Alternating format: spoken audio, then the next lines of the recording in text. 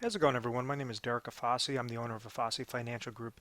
Today's topic, I want to discuss in full detail pensions and investments and explain that for dummies so that someone could understand whether to have a portion in investments and kind of take a little bit more risk, or how to set up if they're not offered pension plans through work. First up, what is a pension plan, and then how you could get set up on a private pension plan to make sure that your retirement goal is met, or at least your income goal is met, each and every month, each and every week, each and every year, so that you have a confident retirement. Now, many times, we get calls into the office every day, every week, every month, and it all goes off of individuals that are looking for that safety play, whether that's safe accumulation or just something that's going to provide them lifetime income, whatever that case may be. And what we've noticed is the most successful clients are not necessarily the ones that are trying to risk their dollars and trying to say, oh, I want to have this great rate of return, rate of return, rate of return. Because a lot of times when you have that max return potential, you also have that max loss potential there.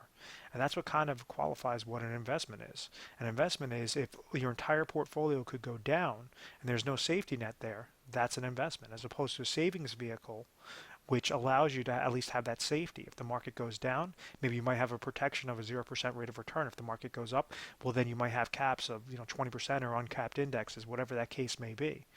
But it all comes down to three main criteria on the most successful clients, or the individuals that have that pure confidence in retirement, that are happy every single day because they know that they were able to leave their job, they know that they have certain income sources coming to them and it's enough to cover their expenses, and they have the proper emergency funds, they have the proper inflationary protection in there, and everything works out really well. So when I break down each little segment, what exactly do I mean by income sources?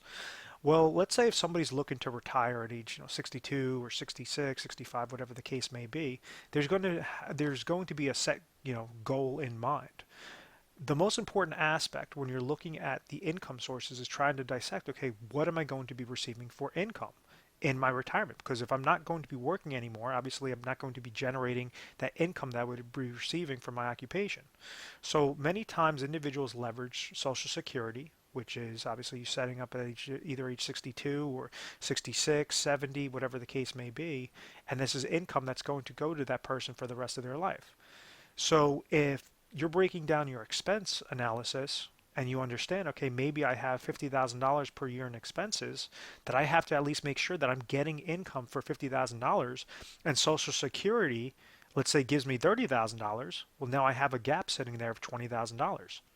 So if somebody was offered a pension plan through work, and all that is a type of retirement, it's known as a defined benefit plan, that an individual is placing dollars away for their salary, or at least a company was an employer was setting up dollars of an individual's salary on the back end to then reinvest it for them and then now pay them a lifetime income stream, very similar to how Social Security gets paid out, meaning that if you want to retire, you have the option of either you or you and your spouse to receive lifetime income. When one spouse passes away, the next spouse still will receive that income. Or if you have a single life income, that's going to most likely it's going to be a higher dollar amount, but now that risk is all associated on that one life. If that person passes away, well, then the money train stops. There's no more money going there. So let's say, so that pension is another safe way on how somebody could produce that income. So let's say if you have pension income and that goes to somebody for $10,000. Well, we understand the Social Security is going to them for $30,000. The pension income is going to them for another $10,000 for the year, but their income goal is $50,000. So now you have a $10,000 gap right there. How exactly do you suffice that gap? And many times, for the majority of individuals don't have pension plans, so that's why they either have to have Social Security, pension income, or that last aspect is savings. So if they're fortunate enough to have the pension income, sometimes the pension income and the Social Security could suffice that number. There's many times that it doesn't suffice that number. And if someone's not offered a pension plan, then you have to make sure that you're setting up your savings plan properly so that you're not outrunning that risk, so you're not running that risk of outliving your monies. And this is where a lot of individuals, whether they're retirees, seniors, whatever the case may be, they fall victim to something known as reverse dollar cost averaging because they're leaving their dollars at risk. They're leaving their dollars with investments that could potentially go down, that have exorbitant amount of fees, that have all these negatives working against that account, working against that portfolio. If that portfolio gets liquidated, let's say if somebody has $1 million worth of savings or whatever number you want to use, and they start drawing down this money and they're doing it the wrong way and they're leaving it at that risk, 100% at risk with the market, with mutual funds, well, they have to pay mutual fund related fees each and every year, regardless of if that account goes up or goes down. That fee always has to come out. An advisor, you have these wealth accumulation specialists that tell you leave your money in the market, we're going to try to set up the systematic plan, but at the end of the day, nothing's guaranteed. So yes, this person could help you choose your different mutual funds or your different funding options to try to grow this account, but there's nothing guaranteed. The only guarantee that's associated with that advisor is that he's going to charge you a fee. So if you have a mutual fund related fees of 1%, advisor fees of 1%, and then you're susceptible because it's in the market of downward market loss, like in 2008 is a very prime example. The average portfolio lost 57%. So that means if somebody walked into the year with $1 million, they walked out of the year with $430,000, and that if they use that full 57%. So it's a very realistic scenario. Some people lost 20%, some people lost higher than 57%. But even if, let's say, the market goes down 10% in a given year, we've seen all this volatility there, that's another negative happening to your portfolio. And then when you try pulling out income from that account, such as the $10,000 to suffice, say, oh, well, I have $1 million bucket, this is not going to be a problem, or 20,000, depending upon how large that gap is. Well, you want to make sure that that gap is closed. So if you have to take out more money, well, then obviously that's going to be a larger negative. So you have all these negatives that are stacking up against your account. And because it's investment, there's no guarantees there. So there could be times where you retire in your 60s, you're in your 70s, and you have no more money left. And it's because of the power of compound interest working in the negative aspects that are completely liquidating your account. So it's all about making sure that you have that pension income, you have that sort of safe income that's coming to you at all times to accomplish your income source goal. Now, if, let's say in this example, if we go and we have a gap of $10,000, well, you want to use the smallest amount of dollars from your savings so you have the max amount of dollars into your emergency monies. What do I mean by that? Well, you have different companies out there that give you guarantees, certain insurance contracts guarantees that say, okay, if you go and you place $100,000 with us, we're going to provide you $10,000. Or you might have company B that says, oh, if you give us $250,000, we're going to provide you $10,000. Well, why would you go with company B if company A is going to provide you that $10,000 for a lot less dollars, for a lot less money? And that's all about, depending upon your area, depending upon your goal, there's certain niche criteria that you have carriers that are very favorable depending upon a male, a female, a certain age, a certain deferral, whatever that case may be. And that's where we come in, as we deal with all the different carriers out there in your particular area, hundreds of different carriers, and then proprietary strategies, making sure that we're squeezing out every single possible leverage to accomplish this goal successfully, the income sources, so you're leaving as much dollars in emergency funds and liquid cash as possible. Now, if we're maximizing out that emergency funds and we already have your income plan set up, well, then you could leverage those emergency funds, or you could leverage portions of those dollars into investments and have fun and let, kind of like think of the stock market as a big casino. If the market goes up, great. Now you could go on vacation that year, to Europe or whatever the case may be, or visit your grandkids more frequently.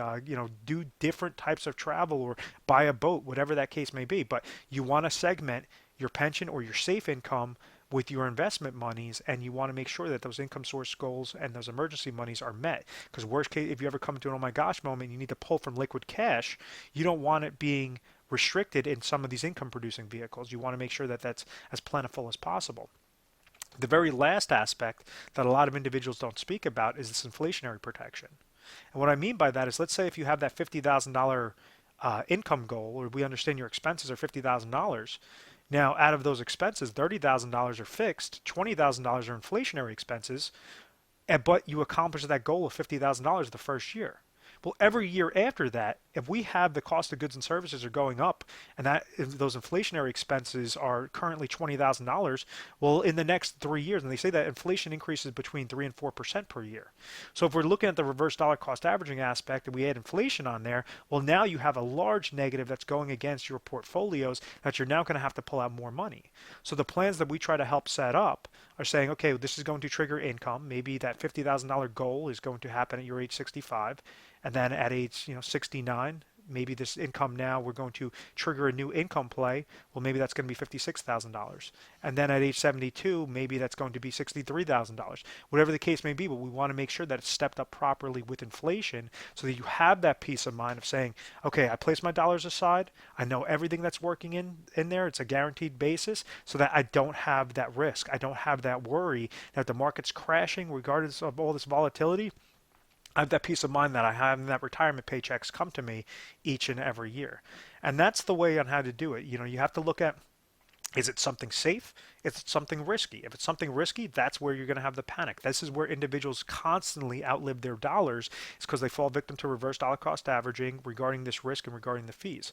If it's a safety aspect and you're setting up the income plans properly regarding the personal pension plans or the pension plans through work, how to make sure to maximize it specific to your goal. If your goal is $50,000 and you've already accomplished that goal, well, then you don't need to go and place your dollars into anything else. You could leave your monies in investments.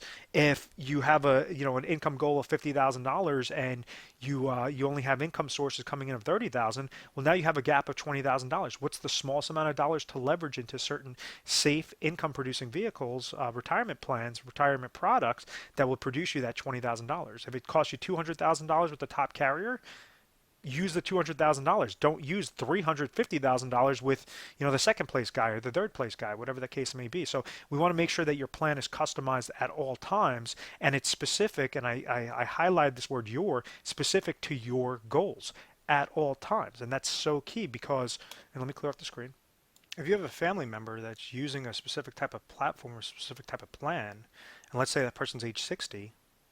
But you're age 65, well, those are entirely different concepts. Those are entirely different strategies on which is going to be the top carriers. You might have carrier ABC is going to be the top three, and then for your neighbor, it might have been carriers XYZ were the top were the top situations. So it's all about making sure that you're leveraging the smallest amount of dollars, but as much as necessary to accomplish your goal of income sources, emergency monies, and inflationary protection. Understand the safety, understand the risk, customize a plan specific to your goals. Each carrier is going to be fighting for your business. So some carriers work really well for somebody in their 50s, their 40s. So other carriers will work really well for somebody in their 60s. People that want to defer growth for 10 years, people that want to defer growth for 30 days, whatever that case may be. So that's why you have hundreds of carriers out there, and then you have proprietary multiple strategies to make sure that you could accomplish your goal successfully. And that's something that we do is, at any point in time, if you found value in this video, feel free to give our 1-800 number a call. It's 1-800-566-1002. We offer 24/7 customer service. You give us a call on mornings, nights, weekends, and we'll have a specialist speaking with you. And we're going to educate you first and foremost. It's going to be a very methodical process. You're going to be very comfortable. It's not somebody that's going to try to pigeonhole you into something that you don't want to, get set up with. You want to understand your situation and understand exactly what your gaps are so that you could take the smallest dollars in there. We're all about working for the client, not working for the company. So yes, we represent all the companies out there, but how exactly can we make sure that the client has as much control as possible rather than all the carriers that are trying to talk about their marketing pieces and really try to take control and possession of your dollars for their benefit? So how exactly can we find the niche criteria and make sure that we're scaling through all the top results? And that's why on average for each individual that calls in, we go through over 1,200 different product strategies and scenarios before we give our top 3 recommendations. We are A+ rated on the Better Business Bureau. We've always had very good reviews. We've never had any complaints, and it's because of this methodical process. I want to thank you very much for watching this video. Please make sure to subscribe to our YouTube channel, Retire Sharp, so you can have access to the most updated videos. Thanks so much, guys.